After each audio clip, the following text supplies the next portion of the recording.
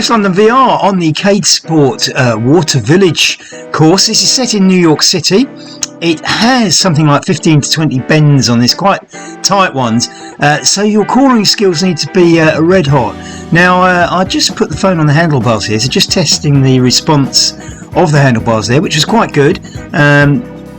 So we found that if you calibrate it to very little movement, you get the best response from steering your handlebars. So into that first corner, you can see the speedometer that up to the green is where I am, 25 kph. There's a big batch of white before the red zone, and that is how much space I've got to avoid crashing. And you see the second corner going through it quite slowly at just 23 kph, a big white section there before the red. So I'm obviously doing these slightly too slowly.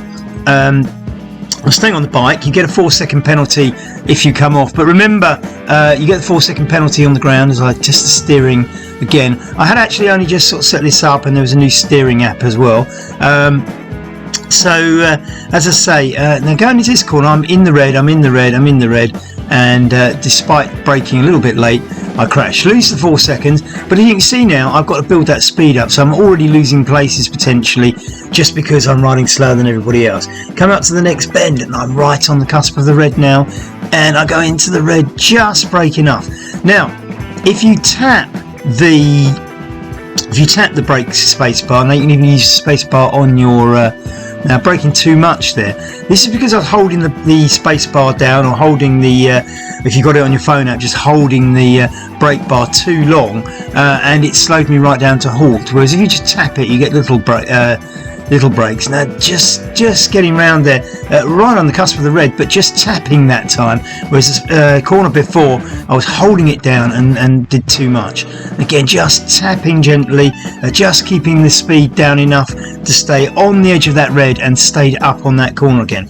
And you can see the other riders crashing, and it gives you such an advantage. I mean, you might lose a little bit of time on the corner by slowing right down, and you can see right on the cusp of the red here.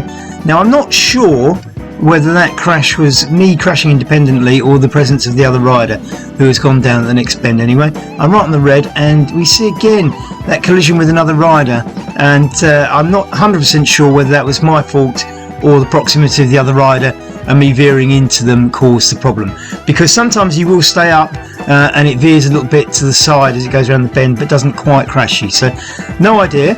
Now coming up to this one quite fast, 30 kph, hitting the red, but then a big bit of braking, almost stopping, but just doing enough to stay up. Coming to this bend as well, we're right on the cusp of the red, we're into the red, but just tapping this time. Wasn't a big braking, it was just tapping to keep that speed down a little bit. We find that if you're going to do proper braking as opposed to the tapping, just to make little adjustments, you brake before the bend. You can see there I braked before the bend, but then sped up too much into it and still crashed. You can see the red comes around quite a lot. These are very, very sharp, tight bends. And you can see I'm right on the cusp of the red now in that yellow zone, but just get it right round the corner. Now on the straight, I can of course take the opportunity to go around these guys. I need to use the steering to switch across lanes, and I come into this bend quite fast, brake too much, and go right down to a halt, and everybody that I've just overtaken comes whizzing past me because I've overbraked then and brought it to a halt. So somewhere between is holding it down for as you go in now. So I would say hold the brake down about now, but here just tap it to make sure that your speed's under control. Not quite enough there. It looked like I was around that bend, but right at the end the red engulfed me. Now again, I'm right on that yellow zone here, just before the red, just tapping it to make sure I don't go too fast, even though I'm trying to accelerate and make up places, and I get around that time just below the red.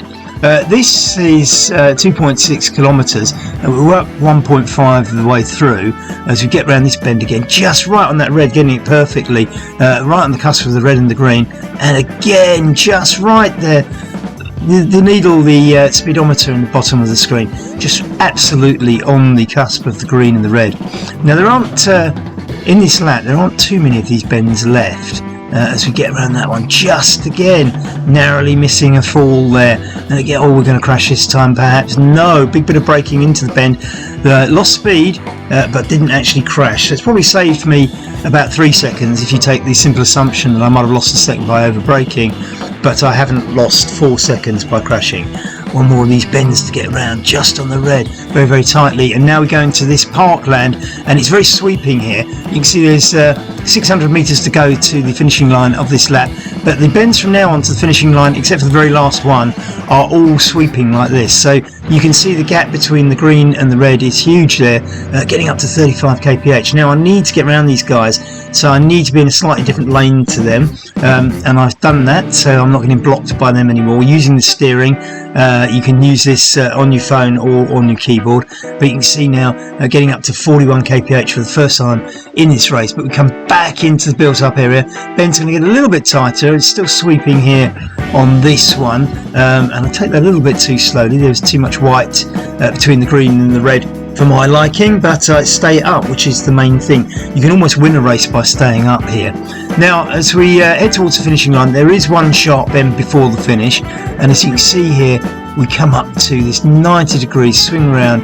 Don't want to crash on the last lap, but look at all those guys. I thought they were going to overtake me. Now just a sprint for the finish and just pipping that guy. So that's your lap of the Waterfront Village, the Water Village, sorry. It is on the waterfront in New York City. Good luck when you come to race it. It's a great little course.